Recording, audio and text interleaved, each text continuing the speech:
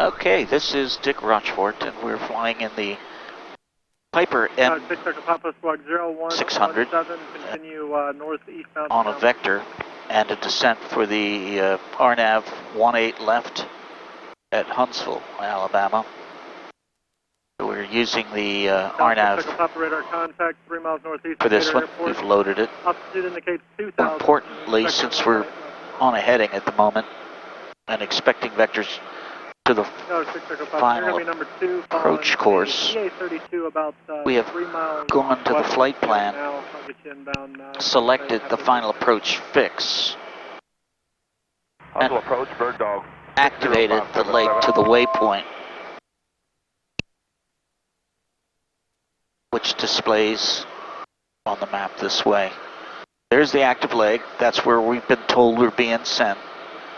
So we're all set to go. More importantly, we've kept the hold should we need it.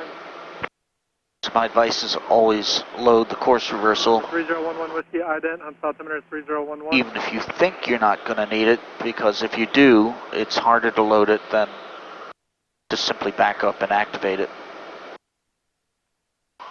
So if, for example, we were told proceed direct Bisbee, hold is published, we could do that simply by going to Bisbee, the initial, and then after crossing Bisbee, the initial, we can expect a context sensitive key here to change to SUSP for suspend.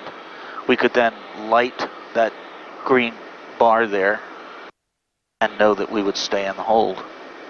Meter 4372, Huntsville departure, radar contact, maintain 10,000. There are a lot of ways to activate, to load it, activate, and approach, but I believe this is by far the most versatile. And it's all about preserving bandwidth when you're flying by yourself. Let's get flight follow if we could. We're Dick Rochfort, fly safely. West of you en route VFR to Aniana out of MDQ. Train off it. The aircraft that was not the bird dog, say again.